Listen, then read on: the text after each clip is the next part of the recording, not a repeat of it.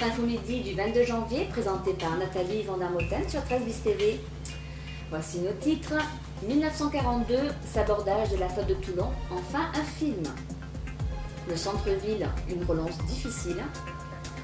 Le vol d'une nuit, vernissage au 13 bis.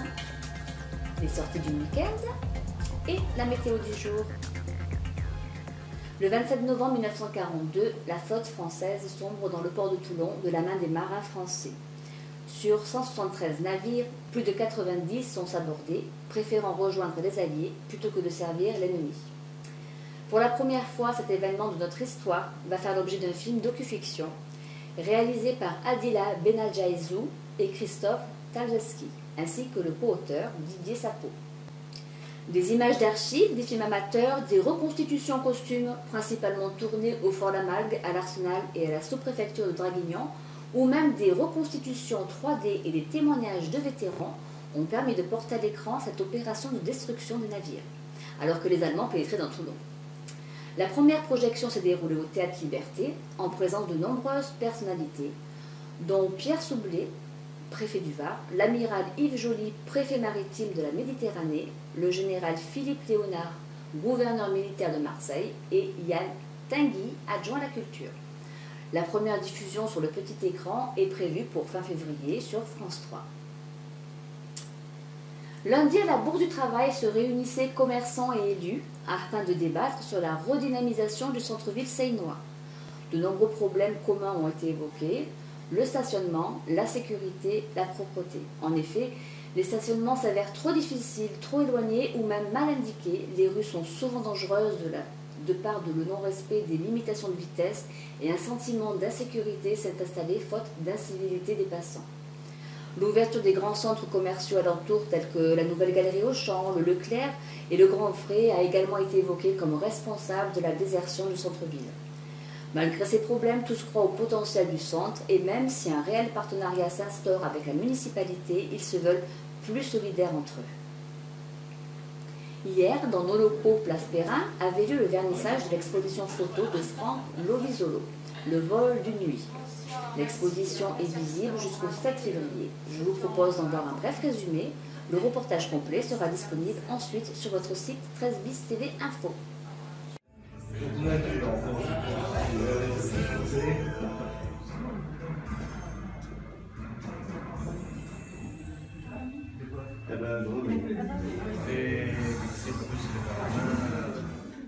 Pour venir assister au vernissage des œuvres de Franck Lovisolo. Juste un petit mot, donc difficile de résumer Franck Lovisolo en quelques mots. Compositeur, ingénieur du son, réalisateur, artiste multimédia, photographe, il aime manipuler l'image, la transformer, la distordre, la déformer en photo, et puis après avec la vidéo. Je remercie l'équipe du 13 bis de m'avoir accueilli ici. En plus c'est un petit peu particulier parce que finalement moi j'ai vécu à la Seine quand j'étais très jeune, jusqu'à l'âge de 5 ans environ. Pour parler de mon travail, je vais vous laisser regarder plutôt parce que c'est pas... Vous avez dit l'essentiel sur les transformations d'images, sur la photo, c'est un travail numérique, hein, c'est numérique, photographique, numérique, c'est un peu difficile. Et je me sers donc de beaucoup de médias pour faire mon travail, y compris la vidéo, la musique. Je compose la musique aussi, toutes les musiques que vous entendez, c'est ma composition.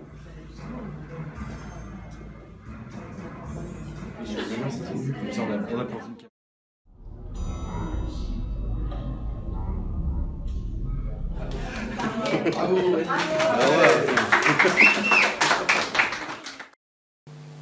Les sorties du week-end. Demain, dès 15h, projection de films en version originale sous-titrée français à la bibliothèque Le Clos Saint-Louis, à l'occasion des rencontres cinématographiques sur le thème du polar. Le 4e homme commencera à 15h, puis suivra à 18h le film Nightfall. Samedi à 10h30 se déroulera la conférence de film noir américain Naissance, apogée et évolution, animée par Henri Lajoux. La journée se conclura avec le film Le Rôdeur de Joseph Losey, diffusé à partir de 15h. Vendredi 23 et samedi 24 à 20h30, à l'Impasse, retrouvez Antoine Chomsky au parloir. Outre ses passages à On ne demande qu'à en rire et ses rôles au cinéma dans les sketchs de Groland, vous pourrez le retrouver sur les planches seinoises. Découvrez un huis clos dingue, politiquement incorrect, originalement trash, où les personnages y sont drôles, impertinents et complètement déjantés. En voici un extrait tiré de la chaîne You Humour. On vient de me rappeler que je suis censé vous divertir, mais pas n'importe comment. On m'a demandé de le faire en vous parlant de mon expérience carcérale, la prison. La prison, c'est sympa. Les plaisirs sont pas les mêmes, c'est sûr. Avant, j'aimais bien me laver. Mais sinon, il y a de beaux moments de rigolade, comme par exemple, en ce moment, ils organisent plein d'activités pour qu'on ait l'impression d'être des citoyens comme les autres. Donc, il y a quelques semaines, ils ont organisé un débat sur la pornographie. C'est bien de demander à des violeurs récidivistes qui pensent du porno. Autant demander à un obèse qui pense du Nutella.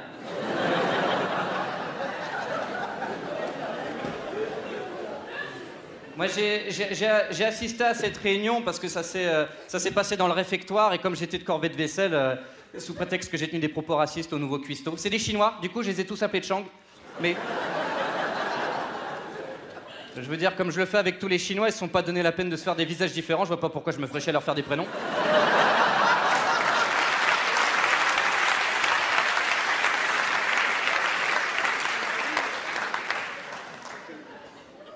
En tout cas, cette réunion, c'est un épisode de ma vie que j'aimerais vous faire partager maintenant. Je vais vous demander pour ça un petit effort d'imagination. Nous sommes, il y a 2 semaines, à la prison de Villepinte, dans le 93, dans le réfectoire. 3 détenus à la sexualité trouble reçoivent la visite de Gilbert, un psychologue que je qualifierais d'autodidacte.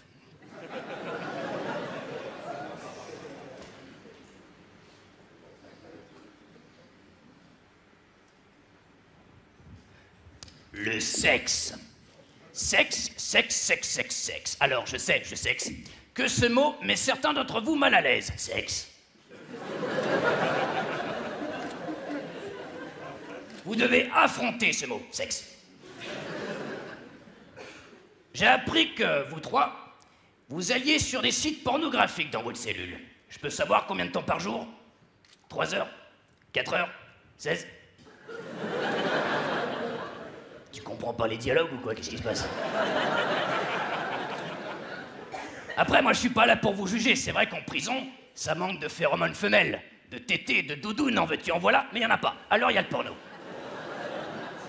C'est un gros sujet, le porno, c'est vrai. Ça intrigue. On a tous été tentés par un petit doggy style sur la croupe d'une milf, on est d'accord. Mais attention, les mecs. Ce qui a l'air facile dans le film l'est pas dans la réalité. Moi, je me souviens, c'était en 97, j'étais à la Fistinière.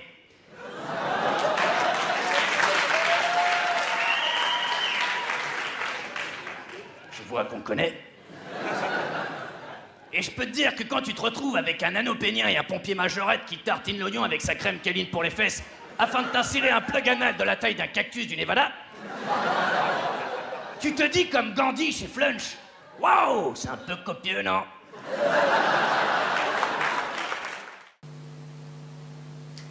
Les mêmes soirées à 21h au Café-Théâtre 7e Vague, Jean-Michel Huet et Isabelle Bouvier interpréteront La visite de Victor Haïm.